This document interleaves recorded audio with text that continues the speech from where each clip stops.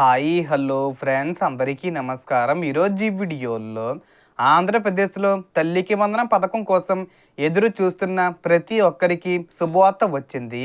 తల్లికి వందనం రెండో విడత నిధుల విడుదలకు సంబంధించిన తాజా సమాచారం మాత్రమే కాదు, మీకు డబ్బులు రావాలంటే తప్పనిసరిగా చేయాల్సిన విషయాలు, ఈకేవీసీ, ఎన్పిసిఐ, ఆధార్ సీడింగ్ వంటి ముఖ్యమైన వివరాలు, అలాగే మీ అర్హత ఎలా తెలుసుకోవాలి, స్టేటస్ను ఆన్లైన్లో ఎలా చెక్ చేయాలి అనే విషయాలను కూడా స్టెప్ బై స్టెప్ సులభంగా చెబుతాను.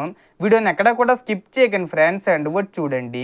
వీడియో స్టార్ట్ చేసే ముందు మీకు ఒక small request friends, AP government నుంచి తల్లికి వందనం పథకానికి సంబంధించి మరియు ఇతర పథకాలకు సంబంధించి ఏ చిన్న అప్డేట్ వచ్చినా మీరు మిస్ కాకుండా ఉండాలంటే వెంటనే మన ఛానల్ని సబ్స్క్రైబ్ చేసుకోండి. అండ్ సబ్స్క్రైబ్ చేసుకున్న వాళ్ళందరూ కూడా సబ్స్క్రైబ్ బటన్ పక్కనున్న గంట సింబల్లో ఆల్ అని పెట్టుకోవడం మర్చిపోకండి ఫ్రెండ్స్. ఇలా పెట్టుకోవడం వల్ల నేను పెట్టే ప్రతి ఒక్క వీడియో మీరు నోటిఫికేషన్ రూపంలో పొందగలరు. అండ్ వీడియో మీకు నచ్చితే లైక్ చేయండి ఫ్రెండ్స్. సో ఏమాత్రం లేట్ చేయకుండా వీడియోలోకి వెళ్ళిపోద్దాం. సో ఆంధ్రప్రదేశ్లోని విద్యార్థులు మరియు వారి తల్లులు ఎంతో ఆసక్తిగా ఎదురు చూస్తున్న తల్లికి వందనం పథకానికి సంబంధించిన ఒక ముఖ్యమైన అప్డేట్ వచ్చింది. అందుబాటులో ఉన్న సమాచారం ప్రకారం ఈ పథకం నిధుల విడుదలపై ప్రభుత్వం కీలక నిర్ణయం తీసుకున్నట్లు తెలుస్తుంది.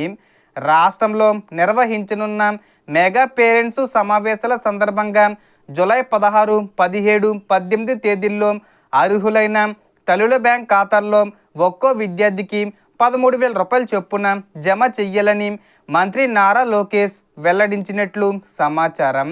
ఈ పథకం ద్వారా మొదటి తరగతి నుంచి ఇంటర్మీడియట్, సెకండరీ వరకు చదువుతున్న అర్హులైన విద్యార్థులకు ప్రయోజనం కలిగే అవకాశం ఉంది. అయితే విద్యార్థికి కనీసం 75% హాజరు ఉండడం వంటి నిబంధనలు వర్తిస్తాయి.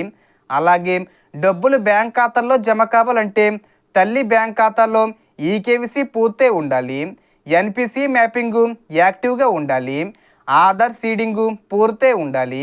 ఇవి సరిగ్గా లేకపోతే నిధుల జమలో ఇబ్బందులు రావచ్చు. గతంలో కూడా ఎన్పిసి యాక్టివ్గా లేకపోవడం వల్ల కొంతమందికి డబ్బులు జమ కాలేదని సమాచారం ఉంది. అదేవిధంగా ప్రభుత్వ నిబంధనల ప్రకారం 4 చక్రాల వాహనం కలిగి ఉండడం లేదా పట్టణ ప్రాంతాల్లో నిర్ణయించిన పరిమితికి మించి స్థలం కలిగి ఉండటం వంటి అంశాలు అర్హతపై ప్రభావం చూపే అవకాశం ఉంది. కాబట్టి మీ అర్హతను ఒకసారి తప్పకుండా పరిశీలించండి. ఇక స్టేటస్ ఎలా చెక్ చేయాలంటే సంబంధిత అధికారిక పోర్టల్లోకి వెళ్ళి తల్లి ఆధార్ నెంబరు నమోదు చేసి స్కీమ్ టైప్లో తల్లికి వందనం ఇయర్లో 2026-27 ఎంపిక చేసి వివరాలు చూస్తే మీ అర్హత మరియు స్టేటస్ తెలుసుకోవచ్చు. అధికారిక వెబ్సైట్లో కనిపించే వివరాలనే తుది సమాచారంగా పరిగణించండి. సో ఇప్పుడు మీ అభిప్రాయం కామెంట్లో చెప్పండి. మీ బ్యాంక్ ఖాతాలో ఈకేవీసీ, ఎన్పిసిఐ, ఆధార్ సీడింగు పూర్తయ్యాయా? అలాగే తల్లికి వందనం పథకం డబ్బులు జూలై 16, 18 తేదీల్లో జమ అవుతాయని మీరు భావిస్తున్నారా? మీ అభిప్రాయాన్ని కామెంట్లో తప్పకుండా తెలియజేయండి.